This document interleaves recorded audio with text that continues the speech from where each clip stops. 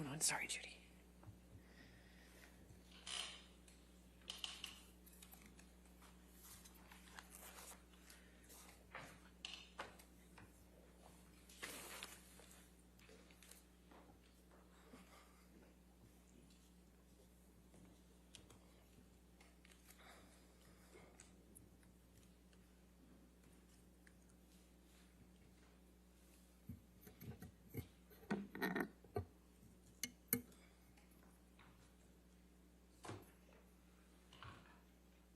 Are you ready for the jury? Yes. Okay, thank you. Appreciate it.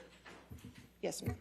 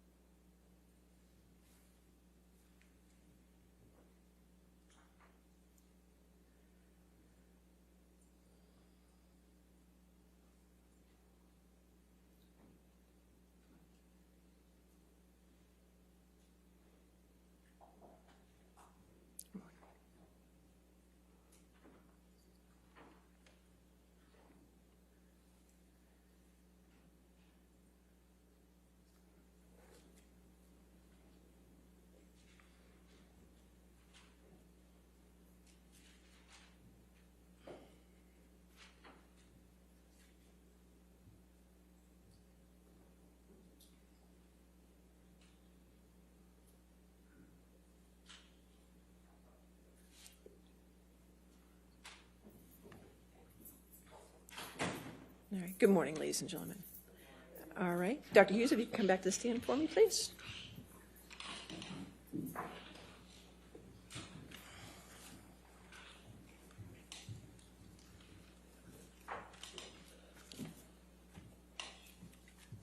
All right. Thank you. Good morning. Good morning. All right. Cross-examination. Thank you, Your Honor. Good morning, Dr. Hughes. I'm Wayne Dennison. We haven't met before. No, good morning. Good morning. You testified yesterday that you have to give careful attention to gendered stereotypes, correct? That is correct. When you're talking about intimate partner violence, you have to pay attention to gendered stereotypes. And during your testimony, you in fact paid attention to gendered stereotypes, correct? I'm not sure what you mean. Well, you said we were going to have to pay attention to gendered stereotypes, and then you testified at length where you referenced both men and women. You paid attention to those stereotypes during the course of your testimony, correct?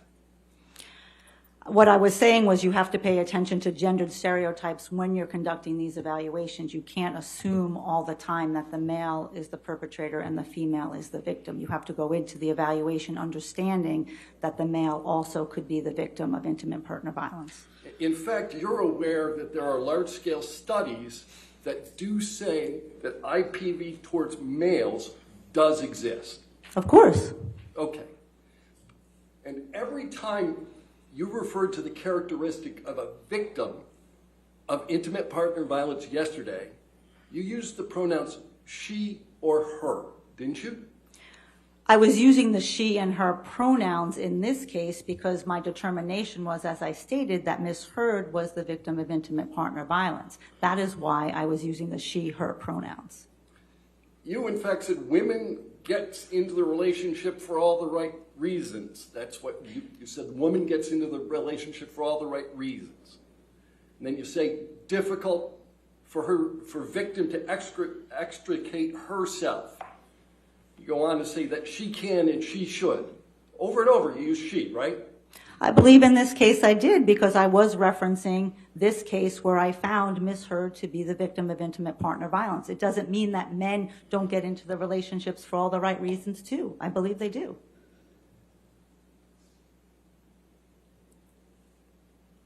Nearly every time you referenced the perpetrator of IPV, you used he or him, didn't you? And it goes back to the same reasoning as I'm describing my understanding and my evaluation in this matter. Of course, men can be perpetrators and victims of intimate partner violence. That's well established in the research, and that's well established in my clinical practice as well. Isn't the reason that you used the pronouns that you did that you almost always testify on behalf of a woman? That's not correct. You don't even remember the last time you testified on behalf of a man. Well, I don't testify on behalf of someone. I testify as to the results of my evaluation. I frequently treat and assess male victims of childhood sexual abuse who are coming into treatment for abuse by their Boy Scout leader, by their coach, by their teacher, by a trusted adult. I see them in therapy. I see them in forensic matters, in criminal cases. So I treat and evaluate men all the time. I didn't ask you about treatment. I asked you about testimony. You broke out your practice between treatment and testimony. I'm not asking about treatment. When's the last time you testified on behalf of a man? I testified recently in a deposition on behalf of a man who was traumatized because he was wrongly convicted. At the time of your deposition 6 weeks ago, you couldn't remember a single time you had testified on behalf of a man. I testified in my deposition that I testified in a case of a man who was wrongly convicted about 20 years and suffered physical and sexual violence in prison, and I detailed the traumatic effects of that happened on that gentleman. All right, why don't we take a look at your deposition? Sure.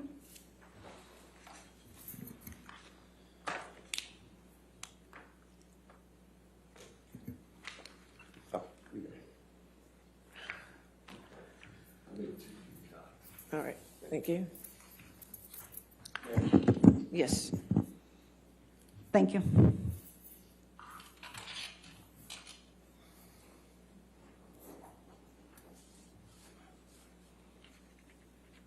All right. Transcript of the deposition that you gave March 28th, 2022, correct? Yes. All right. Let's go to page 77.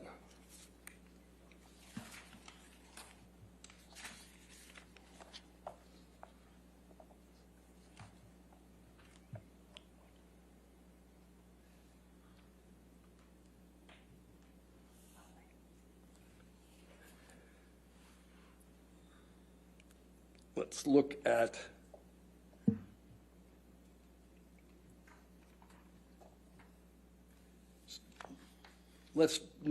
page 78, line 8. So you can't recall a single instance where you were hired by the attorney representing the male in an IPV matter, correct? In an IPV matter, not in a trauma matter or a child sexual abuse matter. Okay, so that's the distinction. You don't have any recollection of ever testifying on behalf of a male in an IPV matter. As I stated yesterday, the very first case that I testified in was in a same-sex intimate partner violence where the man was the victim of another man. I routinely treat and assess same-sex couples where then the female can be the perpetrator of another female, and the male can be the perpetrator or a victim of his partner. So let me get this. You testified in a case where one male is alleged to have engaged in IPV against another male. Correct. All right. Okay. But that's the only one you remember. That's the only one you remember. No, I've done this frequently. As you well know, most cases don't go to trial. I've worked on hundreds and hundreds of cases. You've limited to testimony. Many cases don't come to trial, but I've issued reports and worked on many cases of same-sex intimate partner violence where men are the victims. But I did ask you about testimony, and I limited the question to testimony, and the only testimony that you remember is the same-sex couple, right? There were multiple same-sex couples, I believe, that I testified That you testified in court at trial. I believe so, yes. All right, but you didn't remember that in March. I did remember that in March. Okay. You're a professional witness, correct? That's not correct.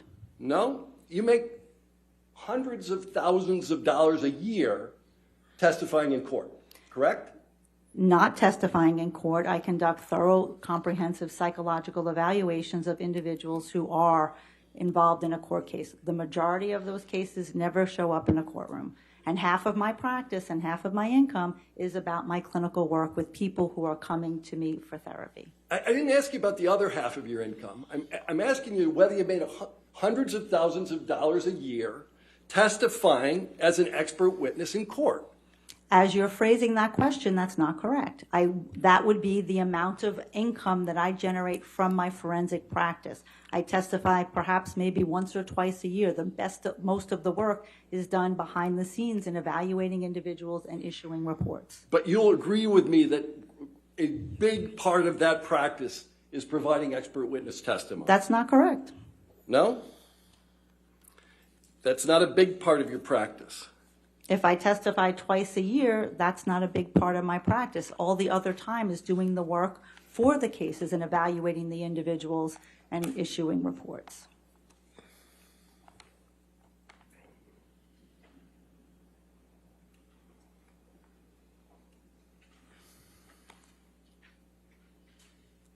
All right. What percentage of work do you devote to forensic psychology?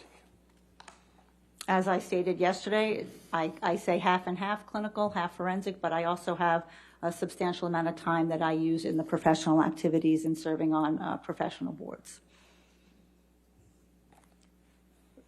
So what portion of your practice do you provide expert witness services? I think you're using the expert witness services synonymous with the forensic psychology part of the practice. So the forensic psychology practice, what I do here today is one part of it, and it's a smaller part as opposed to all of the evaluations and individuals that I'm assessing. Your practice is successful enough that you maintain your offices on Madison Avenue in New York, correctly? Correct. I've had that office since 2005. Right.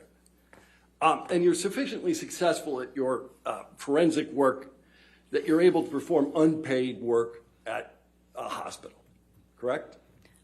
Correct, and I also do pro bono work as well. There. In fact, you actually instruct others on the use of expert testimony in court cases, correct? On the use and understanding trauma and violence abuse in the courtroom and how to, for advocates and people who could not have this level of training or experience, how to come into the courtroom and talk about very difficult issues of domestic violence, yes. All right. Can we pull up PX 1241?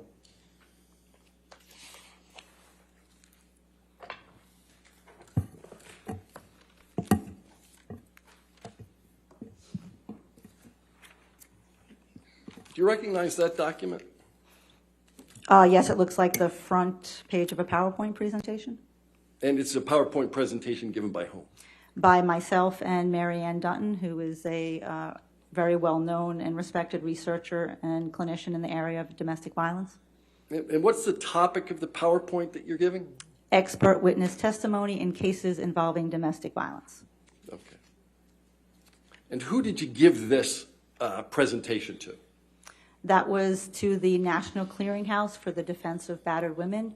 That is an organization that provides legal services to women who have assaulted or killed their partners in self-defense, and mostly people who these individuals, the women who they've seen in treatment are through shelter-based programs or through advocates, and those are individuals who don't really know how to come into the courtroom and talk, and that's what this presentation and training was for. I'm going to move PX 1241 into evidence. Any objection? All right, 1241 in evidence. Do you want it published or? Yes, let's publish it to the jury. Thank you. Okay.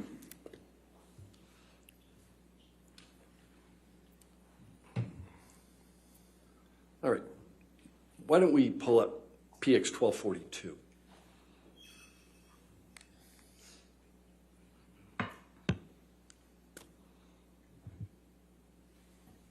Do you recognize this document? Yes, this also looks like a PowerPoint presentation that I gave. All right. And what is the name of this PowerPoint presentation? This is called The Use of Psychological Experts in Cases of Domestic Violence. It was presented to the Kings County Bar Association, which is in Brooklyn, And what this presentation talked about was some of the things that I talked to you all about yesterday, the myths and misconceptions in intimate partner violence, when women use force, what happens if they drop protective orders, how they present in court, and that's what this presentation was to attorneys at the Bar Association. Okay, but this is another presentation that you gave as to the use of psychological experts, and you gave it to a bar association. Right, they were prosecutors and defense attorneys in attendance at that bar Right. association. At your deposition, you testified that you were going to be paid $100 an hour for your time in this case. I did not testify to that. You did not? That's an error in the transcript. Oh, that's not right. That's correct. So, and you corrected the transcript? We did not do an errata in the transcript at this point. So you knew there was an error in the transcript, but you didn't fix it? There were several errors in the transcript. But you didn't fix any of them? There was no time to fix them, that's correct. All right. So you're not being paid $100 an hour. How much are you getting paid? I'm being paid $500 an hour. $500 an hour. And that's what, and that's the bill you sent for your deposition, right? $500 an hour. Correct. Right. You submitted a number of disclosures in this case. You have not formed an opinion as to whether Mr. Depp committed intimate partner violence against Ms. Heard, correct? Correct. I formed the opinion that Ms. Heard's report of the intimate partner violence is consistent with what we know in the literature about intimate partner violence. You have a limited role here comparing individual data to group data and then just determining whether it's consistent, correct? I wouldn't say it's a limited role, but that's generally correct. You wouldn't use the word limited role? A limited role in terms of how we go about a forensic evaluation, you not know a limited role in this case. Do you remember whether you used limited role in your deposition? I don't. If you have it in front of me, you probably think I did, but sure. And you have no independent knowledge of the facts underlying the alleged abuse, correct? I have the knowledge of the plethora of documents that I've reviewed in this case. No, I'm asking you your independent firsthand knowledge. You have none of that, right? You mean whether I was there? Yeah, you weren't there. Of course not. Okay. And you're not testifying to the veracity, the truthfulness of any of the allegations. Correct. I'm testifying to the consistency of the data points of all the different documents, including the psychological testing and the clinical evaluation that I conducted of Ms. Heard, and how that comports with the therapy records and all the other documents and the photos and texts that I reviewed. And you have no personal knowledge of any abuse. Correct, personally. Correct. Right. And all you know is what Ms. Heard self-reported to you and others. That's not correct. Because you did collateral interviews? And I reviewed medical records, and I reviewed other witness statements of what they witnessed and what they saw. And all of those statements that you reviewed, those were statements that started with Ms. Heard, correct? Not necessarily. Well, the medical records did, didn't they? Well, the medical records, if she's self-reporting what happened to her, sure. I mean, that's what we do when we go to a physician. We say, I have a headache. We're self-reporting our difficulties. Yeah. Everything Ms. Heard reported directly to you was after she was sued by Mr. Depp in this case, correct? Correct.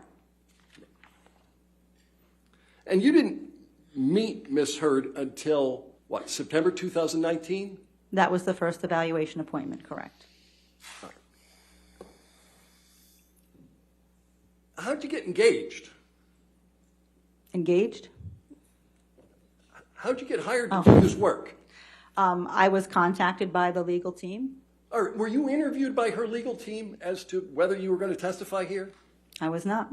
You were not interviewed. I was not. You were contacted. Correct. Had you worked with that legal team before? I had. Yeah. So they already knew who you were, right? Correct. Right. And at any time that you were working with Ms. Heard or assessing Ms. Heard, she could have chose to fire you, correct? I suppose her legal team could have chose to fire her. I was not her. She is not my client. The legal team is the one who hires me. I am responsible to the legal team, not Ms. Hurd. And the legal team that hired you already knew who you were because you worked together previously. And clearly they knew of my expertise in this area of intimate partner violence and traumatic stress, which is why they contacted me to work on this matter. All right. Several times yesterday you used language about assessing Ms. Hurd's relationship with Mr. Depp. Do you remember talking about that? Sure. You can't assess a relationship without talking to both parties, can you? You certainly can get a lot of information from one party, absolutely. But And especially when it's buttressed by other documents, including 4 years of therapy records and couples therapy records, you can get a lot of information based on those documents and that contemporaneous reports of the relationship. Respectfully, I didn't ask whether you get a lot of information. I asked whether you can assess a relationship without talking to both parties. I believe you can. There are certainly limitations inherent in that, but you certainly can.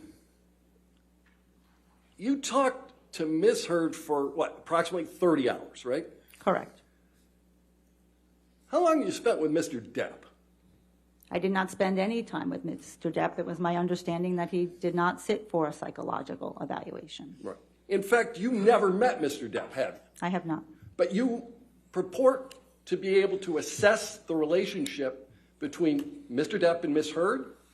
But I also read Mr. Depp's transcripts of his testimony. I watched his deposition testimony. I reviewed his medical records. I reviewed his text messages. So it's not necessarily totally blind. I did have information, although I'm not making a conclusion about Mr. Depp himself. Is the standard now not necessarily totally blind? I'm That's not how sure. you assess the relationship? If it's not necessarily totally blind, I can assess it?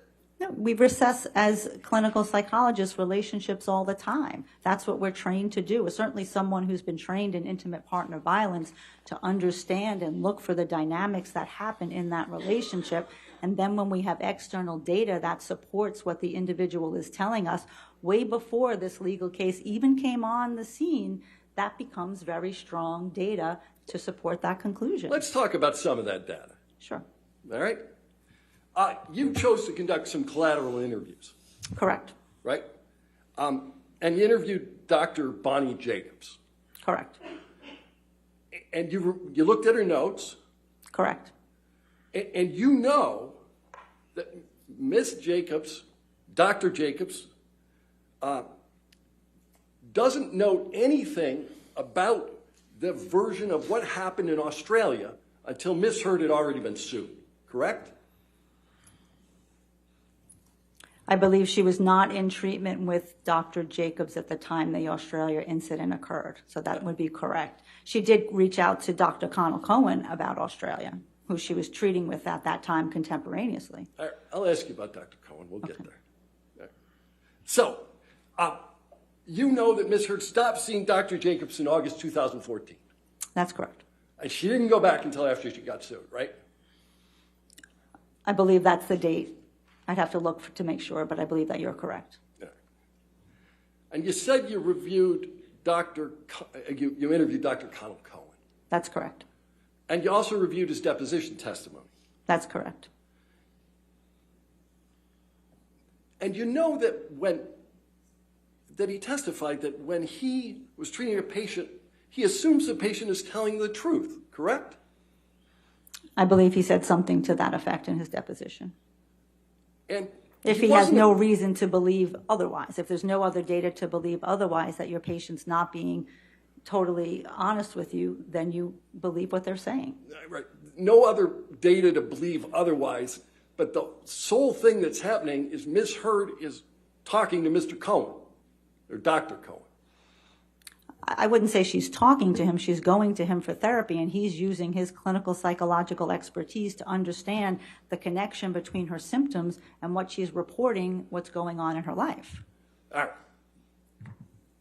But you understand that he testified that he assumes the patient is telling the truth. Again, I understand that statement in his testimony. I have a lot more rich information of having spoken to him for 2 hours and reviewing his clinical notes. He testified he was making a leap of faith with respect to that, right? With respect to the truthfulness. Again, that was not my understanding of speaking with him and reviewing his notes. I'm aware he testified something to that effect. All right. And you testified yesterday that Dr. Cohen never diagnosed Ms. Heard with any personality disorders. You remember that? Yes. In fact, Dr. Cohen's deposition testimony reflects the fact that he doesn't make diagnoses, correct? Correct. And I asked him specifically, did he have any indications that even if he doesn't, as his practice, use them, does she meet criteria for a personality disorder? And he told me she did not. All right. So you asked him specifically with respect to a topic that you haven't disclosed in your expert report, and then he made a conclusion that's reflected in no document. It's reflected in my notes. It's reflected in his notes about what he's treating. He's treating the symptoms. He's not focusing on the diagnosis, but he is treating the symptoms. You talked about Dr. Cohen's concern for Ms. Heard's safety. Correct. He wasn't talking about her physical safety, was he? Yes, he was. No, he was talking about her emotional safety. Wasn't that what he was talking about? He was concerned for both. Okay. Did Dr. Cohen testify that he never had the feeling that Johnny intended to hurt Ms. Heard? I believe he said that. I mean, he talked about Mr. Depp being very poorly controlled, and that's what made him, Dr. Cohen, concerned, because in those moments when he was not controlled, that he could accidentally seriously hurt Ms. Heard. Let's do this again. Ms. Heard told Dr. Cohen that Mr. Depp was poorly controlled, correct? That's not correct. Okay. He determined that from the treatment he was providing Ms. Heard. And he also had a couple session with Mr. Depp, and he also had correspondence with Dr. Kipper. So he had other information as to Mr. Depp's functioning. All right, you talked about Dr. Banks. Correct. Dr. Banks was doing relationship consulting, right? Consultation on relationship. Correct. And Dr. Banks only met with them once. Correct. All right. And you did an interview, I think, with Ms. Heard's mother, Paige. That's correct. All right.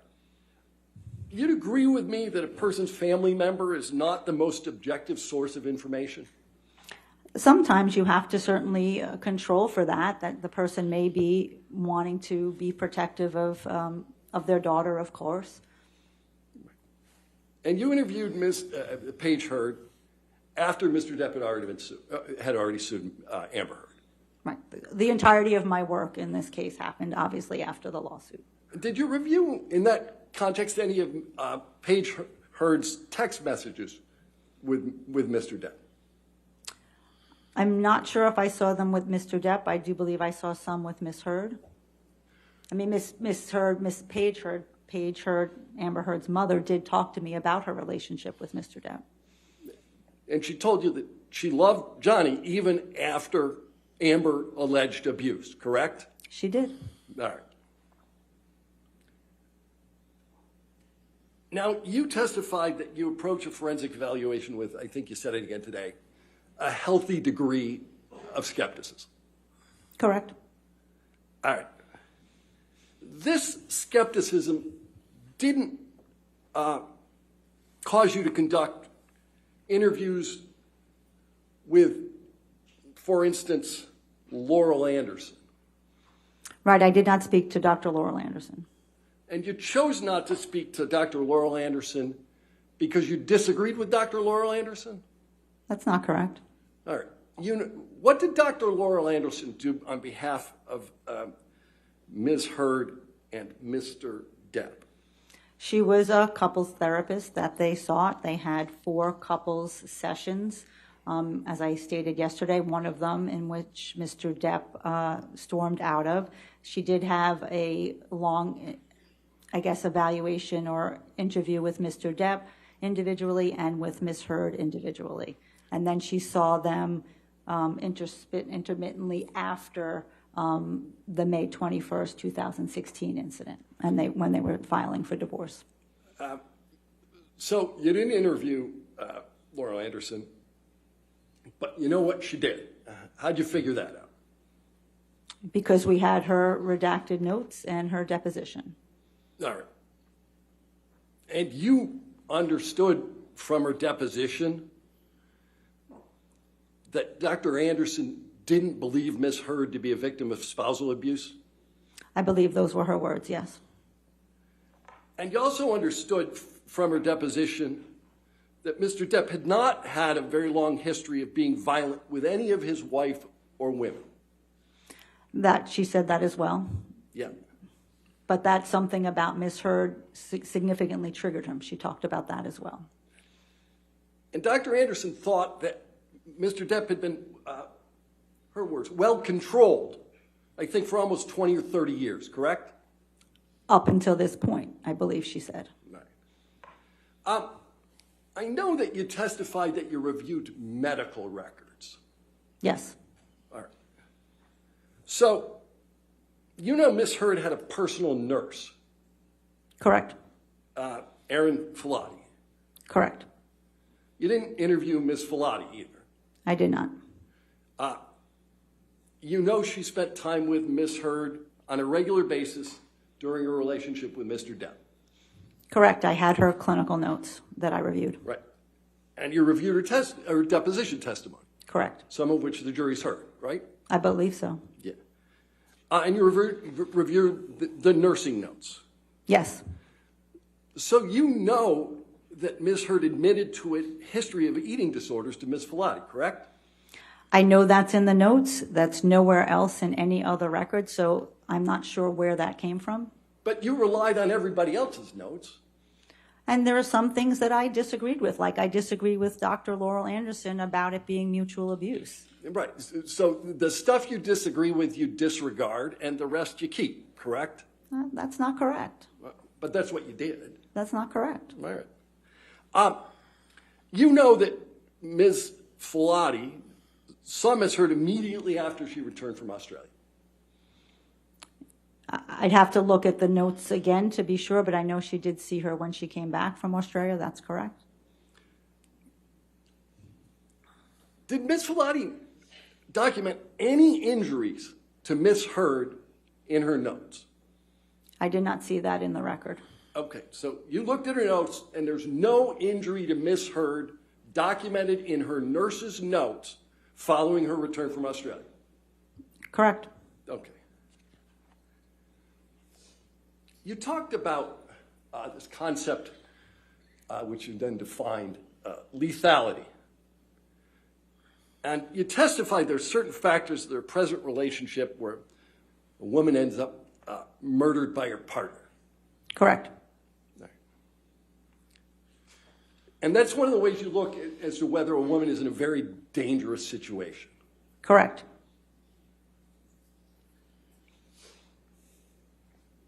Can we pull up PX 92? This is an evidence. So It's an evidence. Published to the jury. Yeah, it will be published. Do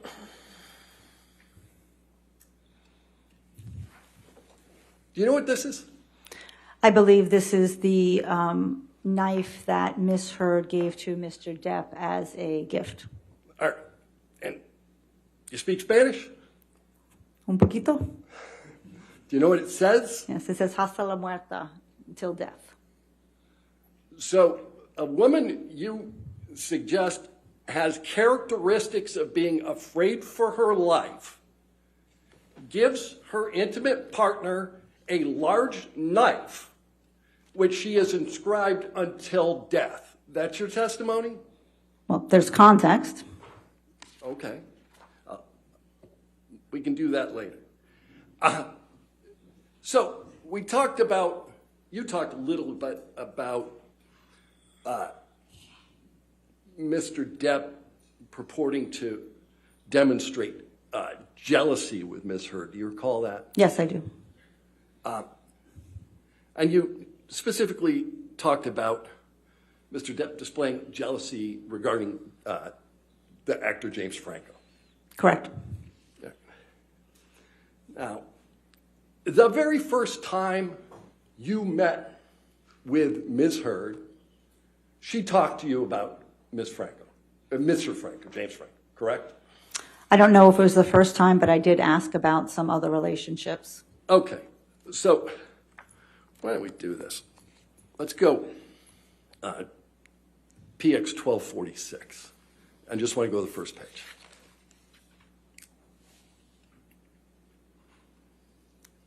All right. So, do you recognize the document that's in front of you? Yes. All right.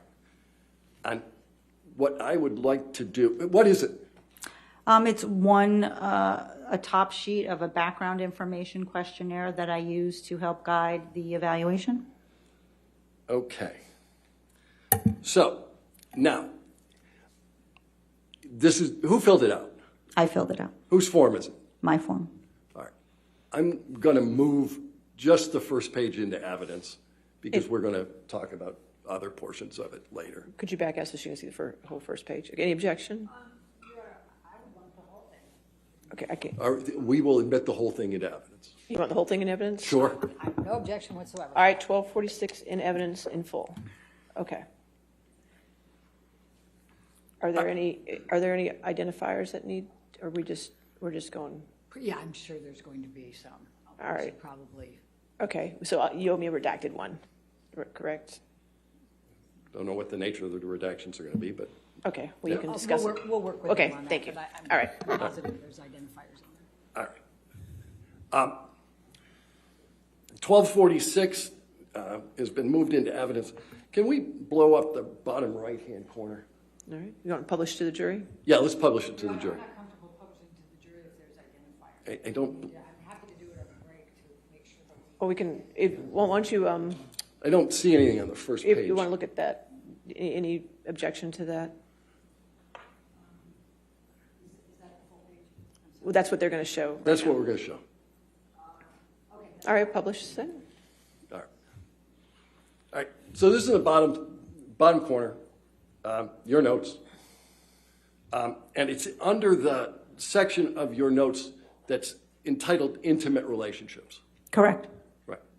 And one of the notes here on the right, it says JF, that's James Franco, right?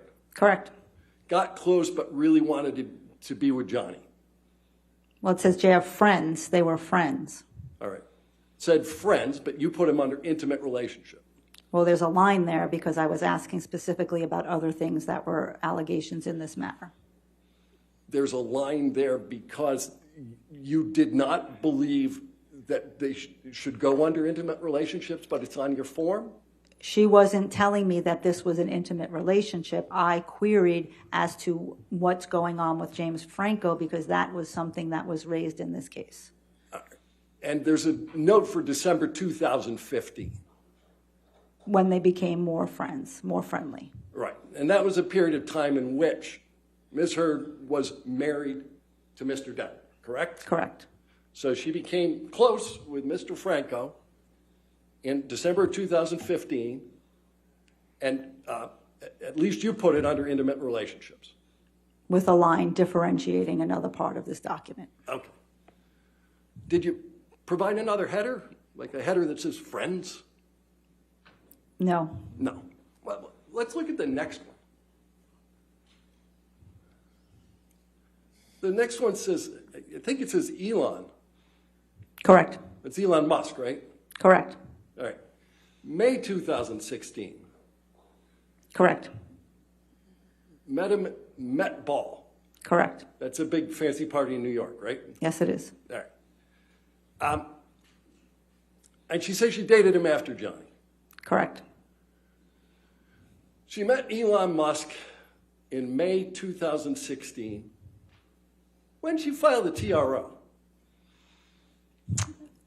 The last answer was May 21st. I believe it was May 26th, 27th. If I'm correct. When did she start dating Elon Musk?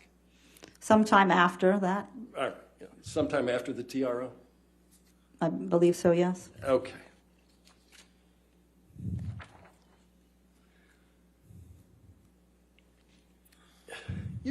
We can take that down. You talked quite a lot yesterday about this concept of reactive violence. Yes. Yeah. Just so I understand your position on this, is it your position that if Miss Heard was abused, she gets to hit Mr. Depp? That's not my opinion. But you know she hits him, right? And I testified to that. Right. And how many times do you believe that she told you that she hit him? Do I believe that she told me, or how many instances were there? Well, I don't know. How would you know other than her telling you? You weren't there, right? I was not there, that's correct. All right. How many times did she admit to hitting him? She indicated a number of times in a number of instances. You indicated that you had listened to audio recordings as part of the work you did in this case? That's correct. All right. I'd like to play you a portion of one of those recordings. It's Plaintiff's Exhibit 343. It's already in evidence. And for the record, the portion I want to play is 2 minutes 46, 246.01 to 247.20.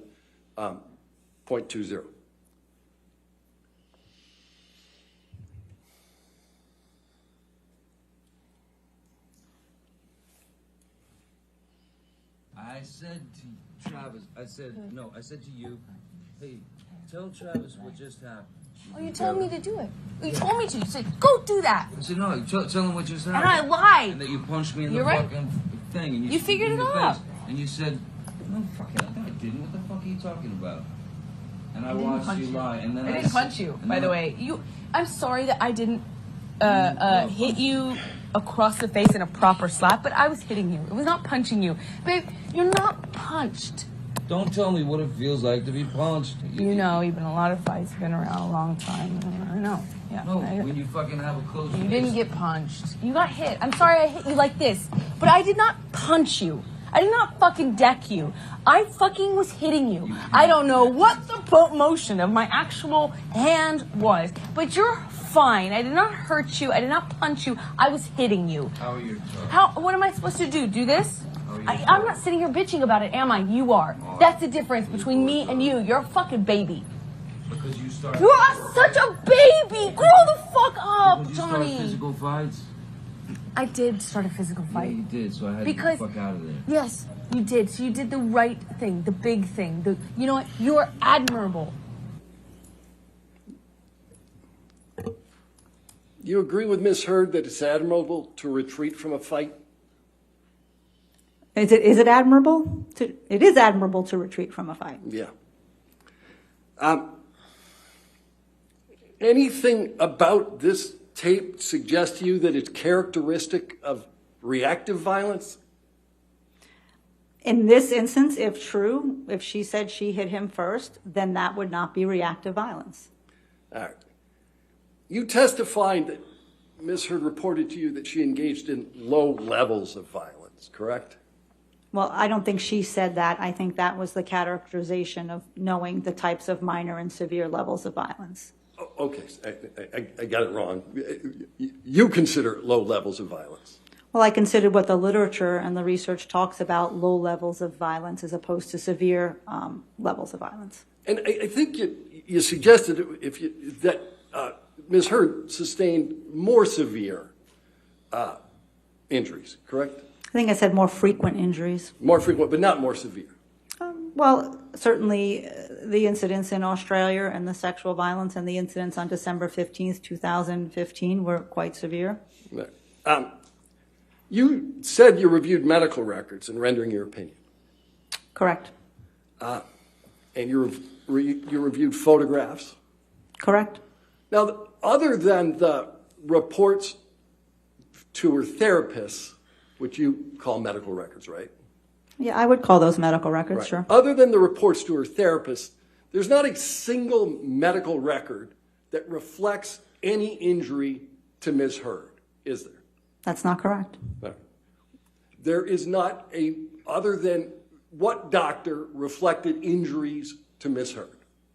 The note by Erin Borum, her married name, I'm not recalling her married name, indicated that she was headbutted by Mr. Depp and that she went for a concussion check and she had a busted lip, and then she went to Dr. Kipper's office in order to get checked.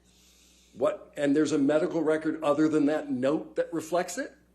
There's a note that she showed up at Dr. Kipper's office. There's a note in the But there's similar nothing 2 from days Dr. that Kipper, Dr. is there? Laurel Anderson saw the 2 bruises from that same incident as well. All right. You reviewed photographs. Yes. All right. I'd like to put up PX 144. It's been published to the jury briefly. I'm going to keep it up very briefly. That photograph doesn't reflect a low level of violence, does it? Well, that reflects a severe injury, I would agree. Yeah. Why don't we go to PX 145?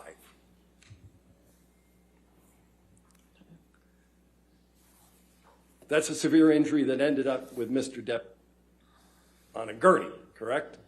That is a severe injury, correct. Yeah. All right.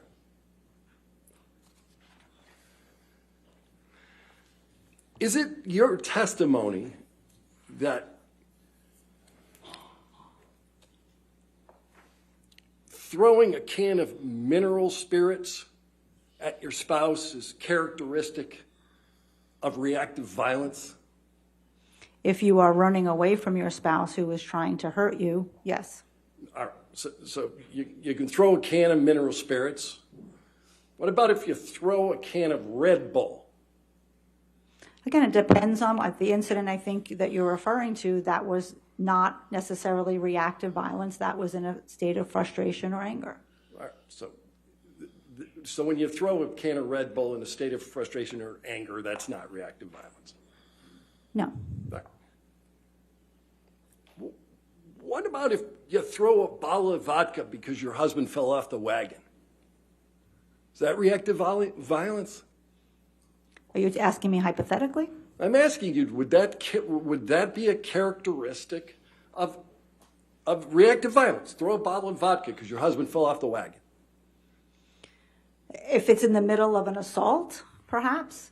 If it's independent of that, no. Right. So, for instance, if your husband was just having a couple of shots at the bar. Again, you would need more information and context to make that determination. All right. You don't think that's a reflection of reactive violence? And you'll agree with me that when you throw the second bottle, that's not reactive violence. If somebody's throwing multiple bottles, again, psychological violence and abuse is psychologically destabilizing, which destabilizes individuals' coping strategies. That is absolutely true. Lost what's true. Is it your testimony that once you've thrown one bottle and missed, when you throw the second one, now it's reactive violence? That's not what I'm saying. I don't think throwing bottles is acceptable in any context. All right.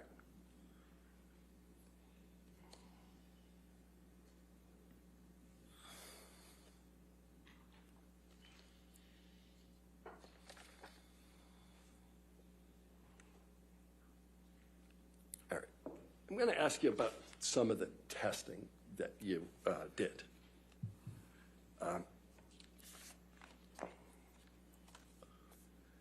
One of the things that you did was a form, looked like called a CTS2 relationship behaviors form. The conflict tactics scale, correct. So CTS2 stands for conflict tactics scale. That's correct. And this is one of the documents that you had with you on the stand yesterday. I had all my testing with me and all my clinical notes from my evaluation with Ms. Heard. And you gave me a copy of it because you looked at it during your testimony. Because you asked me, so I gave it to you, yes. Right. All right. But you have a good recollection of what that test is about, the CTS2 test. I have a very good memory and a very good recollection. I want to give the jury the most accurate and thorough information. After having done 12 tests with so many questions, I wanted to just be as accurate as possible. I'm sure my memory would miss some things that might be relevant. All right, so let's talk about the CTS-2. It's dated 9/26/2019. Correct. All right, 9/26/2019. And it goes through and it asks a whole series of questions about what you've done and what your partner has done. That's correct. There's tons of these questions. Correct. And every single one of those questions is preceded by the same question, right? How often did this happen in the past year? Correct. You knew that as of 9/26/2019, not a single one of the things that Ms. Heard identified happened to her in the last year. Correct. Right. She was oriented to a different time frame to get a checklist of those behaviors. All right. And one of the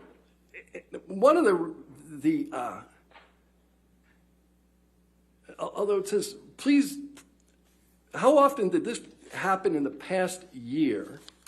One of the questions is, my partner used force to make me have oral or anal sex. Correct. She went with 0 on that, right? I'd have to see if you'd like to show me. Right. You have any recollection that she didn't go with 0 on that? I have a recollection at that point in time, she was framing those type of acts as angry sex. She wasn't framing them as physical force, as most women don't on these measures. And you helped her to reframe it as something other than angry sex, didn't you, doctor? My job was not to do treatment. My job was to do an evaluation, and that's what I did. All right. So you did an evaluation, and one of the evaluations you did and one of the diagnoses that you ultimately made relates to PTSD. That is correct. All right. And you diagnosed Amber Heard with PTSD long before you made use of the gold standard test for PTSD. That is correct. All right. And I make the diagnosis of PTSD in my clinical practice without using the CAPS all the time. All right. So just so you and I are on the same page, and I think we are, this gold standard test that I'm referring to is the CAPS-5. That is correct. That's the one that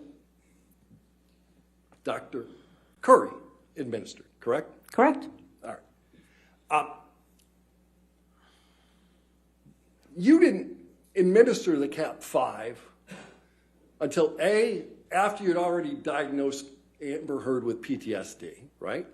She had PTSD in 2019. She had PTSD in the beginning of 2021 when I evaluated her. And then she had PTSD in December 27, 2021 when I administered the CAPS. That's correct. All right. I think I asked a much more narrow question than that. You didn't diagnose, you didn't give the CAPS-5. Hold on, I'm going to strike that question altogether and start it again. You had already diagnosed her with PTSD before you did the gold standard, correct? Before I administered the CAPS-5, there was enough data in the psychological testing and my clinical evaluation to establish that she met criteria for PTSD. That is correct. You submitted an expert disclosure in this case on January 11th, 2022. I believe the attorney submitted that disclosure, yes. You participated in that? In the January 11th, it was the same disclosure that went before. There were no changes on that. Did you reference the CAPS-5 in that at all? I don't believe I gave the results of the CAPS-5 to the attorneys at that point. All right.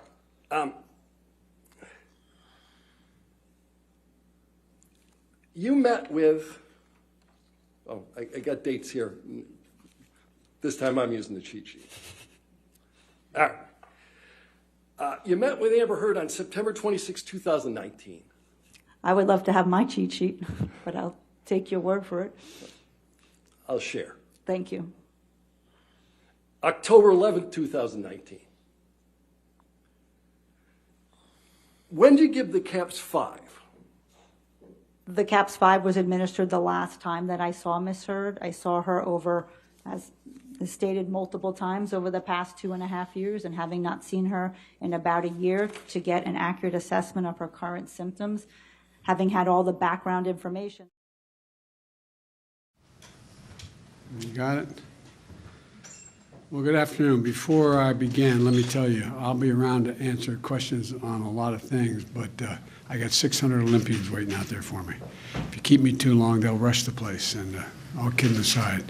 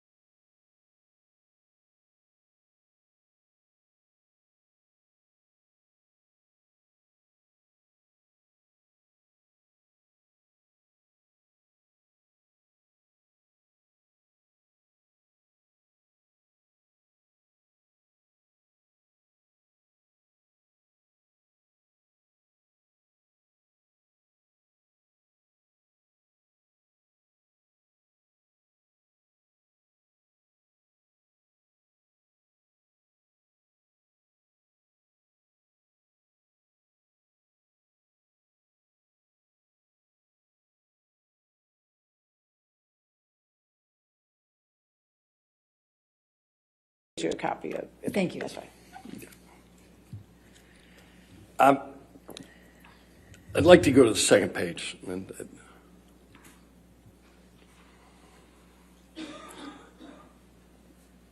can we put up the second page? Are you putting the second page into evidence? Not yet. Then I can't put it up. Oh, I'm sorry. I'd like the witness to see the second. The witness can see the second page. Thank you. This is the second page. This is instructions on how you do it. Correct. All right. And then we'll go to the third page. Let's let the witness see the third page.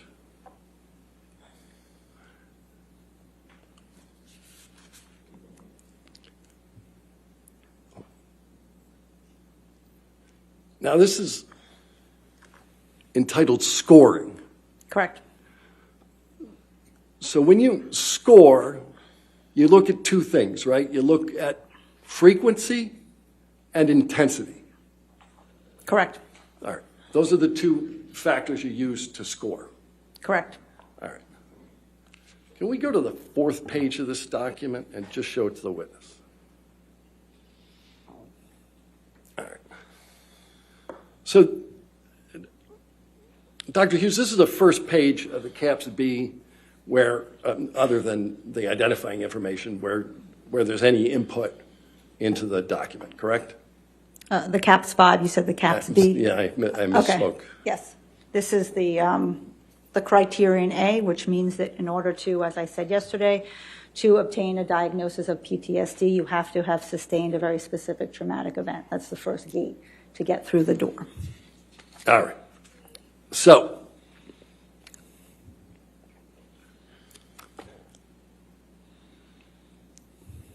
Your Honor, I'm going to, I'd like to be able to get them a copy of this. Is it too early to take the break or? In a little bit, if you All can. right, I can do something else. Okay. Yeah. All right. So, do you recognize the first page or the fourth page of this document? Yes, I do. And the handwriting on the fourth page is yours? It's all my handwriting. All right. The entirety of it is yours. I'm going to move this document into evidence along with the first page. And that one is what number? think it is You're still on 1247. 1247. Okay, so you want to move the entirety of 1247 in. Yes. Do you have a copy of 1247? It's Exhibit 1247? I don't have the whole page in front of me. Well, I mean, do you have plaintiff's exhibits 1247?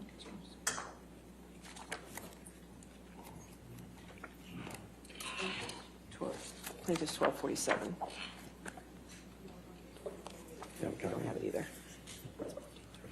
Oh, it's defendants 1435. 1435. Defendants 1435. I'll try to go as quickly as possible then. Take your time.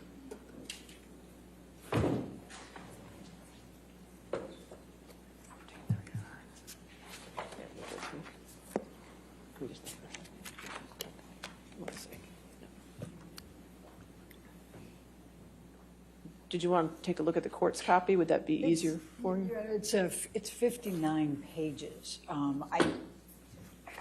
What is he moving in? I mean, I don't think we I can think do he's a moving partial. are you moving the entire document in? Yeah, I'm going to move the entire document into evidence. I don't think I have an objection to that. No objection? No Did you want to objection. take a look at the court's copy, or you're good? Yeah, I would, thank you. My apologies, sir. That's fine. Thank you, Jamie.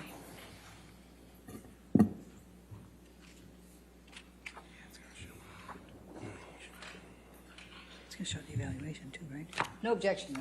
All right, so even though I pulled it from defendants 1435, we want to make this 1247 plaintiffs, correct? Yes, Your Honor. Thank you. Okay. Does your Honor want to back up? I kind of need it. All right.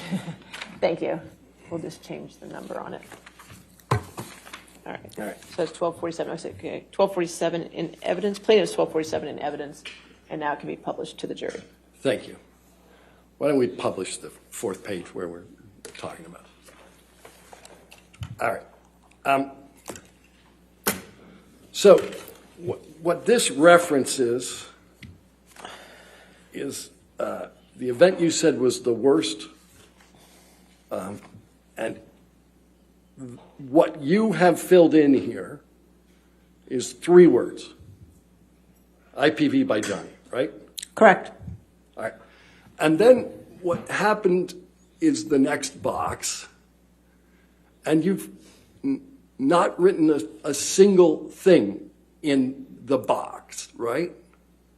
Because I've already spent 20 some odd hours with Ms. Hurd, I know what goes in that box. If you look at the top, it says administer the life check checklist or an other structured trauma screen. That screen had already been conducted. Right, but there's a box on the gold standard test that asks what happened, and it says, how old were you? How were you involved? Who else was involved? Was anyone seriously injured or killed? Was anyone in life danger? And none of that information you provide in your analysis on the CAPS 5. Your Honor, I hesitate to object, but that's very compound. It is. Okay, I'll sustain the objection if you want to rephrase. We can do it Okay. the slow way. The first question is, how old were you? All of the information that would go in that box is contained in my 80-plus clinical notes of my evaluation of Ms. Hurd up until this point. It would have been incredibly redundant to do that again here. But you knew other people would review this, didn't you? And I knew that they would have my clinical notes as well. Oh, so they're supposed to parse through your clinical notes so that they can figure out what you chose to be the anchoring event. I didn't choose to be the anchor. The client chooses to the anchor to identify what the worst event is for them. You wrote IPV by Johnny. That's what you determined to be the anchoring event. When I asked Ms. Hurd, once again, of the traumatic events that she experienced in her life, which one is the worst, this is what she indicated. Okay. But you provided no details with respect to it. There are plethora of details in my 80-page handwritten, single-spaced clinical notes. Right. All right. Let's go to the next page.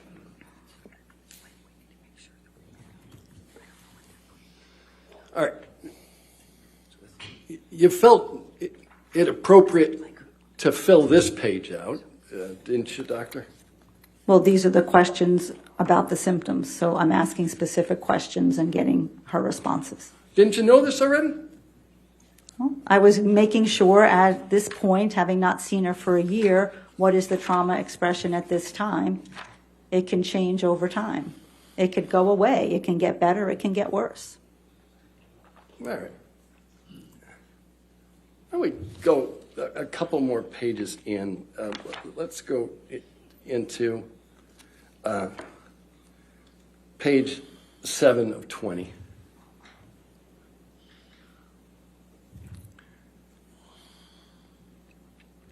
Now, there are a couple of boxes that you filled in on this. Let's look at item 5, B5. You don't provide any indication of what kind of reminders trigger these reactions. She answered that on the previous questions. All right. And you didn't provide any answer as to how long does it take to recover. She has some difficulty recovering. Okay.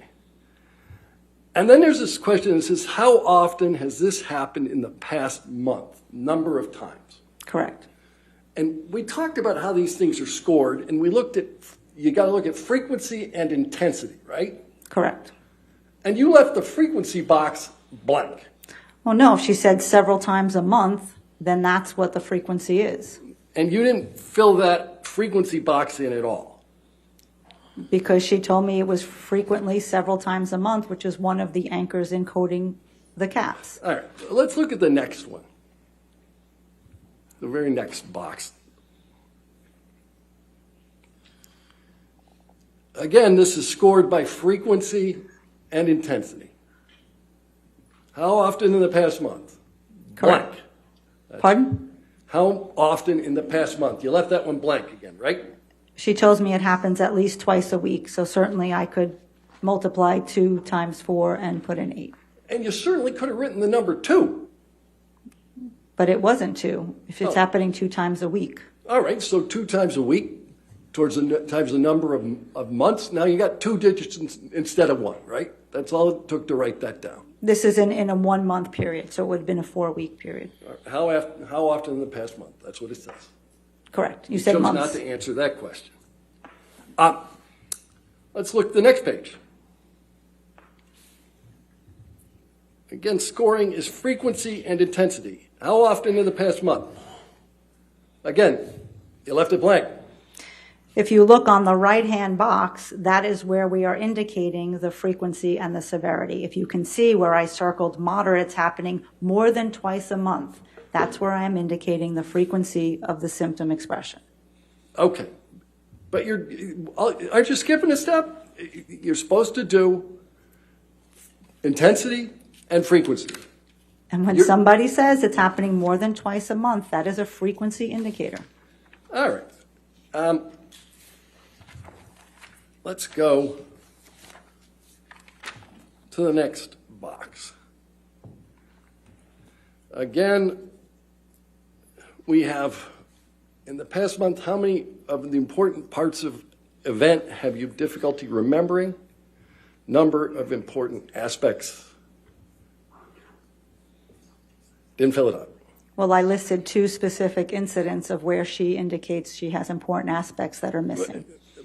But all you had to do was put a number in here. You knew how to score this thing. Well, this measure actually doesn't get scored by the frequency. All right, you know something, you're right. Let's look at the next one. I know.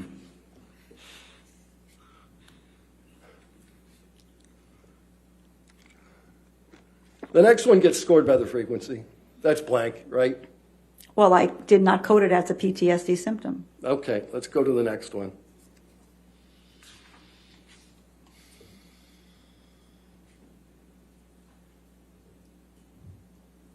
How much of the time in the past month have you felt that way as a percentage? Right? So as you can see, I circled 20 to 30% of the time. Right.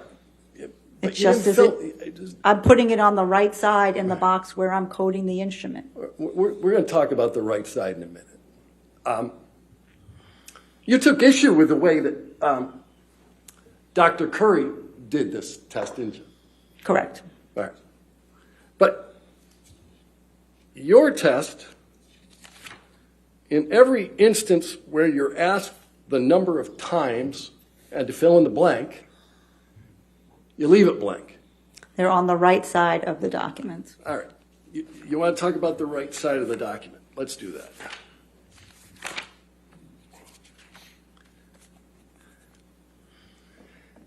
After you did the CAPS 5 for the anchoring, the 3-word anchoring event, IPV by Johnny, you went back through again and said, maybe I should consider childhood trauma as well, right? I wanted to test for the limits and see at this point in time, Ms. Heard had a child, and sometimes when people have children, their trauma gets evoked. Is she having those symptoms as well? She already had, based on this instrument, the PTSD from the interpersonal violence. I wanted to see if there were any additional symptoms. All right. And you knew that she had severe child abuse as a young person. That is correct. She grew up in a home full of heroin addicts, right? Opiate abuse, yes. Yeah. And there was IPV between her parents. Correct. All right. And so you wanted to make sure that there wasn't some impact with this childhood trauma in the diagnosis of PTSD. Yes. Right. And so you decided to give her the test again. Well, I didn't give it again. What's called testing the limits. I went back to some of the questions where she answered in the affirmative and said, and is this also happening vis-a-vis your childhood abuse? Are you also having intrusive thoughts and feelings about childhood? Are you avoiding thinking about things about childhood? Is that happening for you now as well? All right. So there are a series of notations on the right-hand side. Let's go to page 5 of 20 in the test. All right. Why don't we highlight the right-hand notations that start under the word childhood? All right. So the way you tested for childhood PTSD is to write a notation in the corner and answer a couple of questions. Same test. Well, I wasn't administering a whole CAPS again. What I was doing was seeing, as we know with people who have what we call polyvictimization or revictimization, someone could, in fact, meet criteria for the PTSD from the domestic violence, but then they're also experiencing some symptoms as a result of the childhood abuse. Both can occur. Right. But Mr. Depp isn't responsible for her childhood abuse. That is correct. Right. And the way you tested this childhood abuse PTSD is you made notations on the in the right-hand column of a form that you partially filled out for the IPV by Johnny, right? Well, I disagree with the partially filled out. The frequency was clearly filled out in the box where we score the CAPS. But yes, I did write about the childhood to the right of that box. Okay.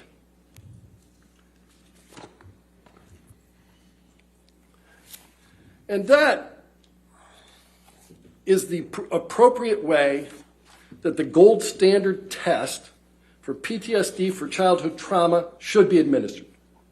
If there were any affirmatives and I needed to go further, I could have administered another CAPS 5. There were not. I did not need to do that. Okay. So you chose not to do a second CAPS 5, although you knew that she had suffered from severe childhood trauma. No, because she wasn't suffering symptoms at that point in time, PTSD symptoms from the childhood trauma. All right.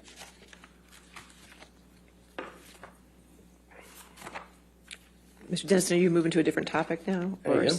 Okay, all right, this might be a great time to take our morning break then. All right, ladies and gentlemen, we'll take our 15-minute break. Please do not discuss this case with anybody. Don't do any outside research, okay?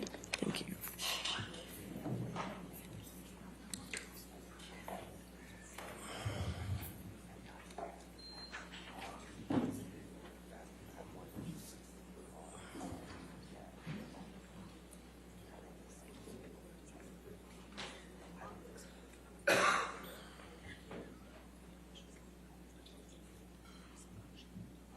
All right, we'll go ahead and take, Your Honor, before we yes. take the break. Yes. May I get a copy of the new exhibits from them so that I can see it over the break? I don't know if we can do it before, but we'll certainly get them to you.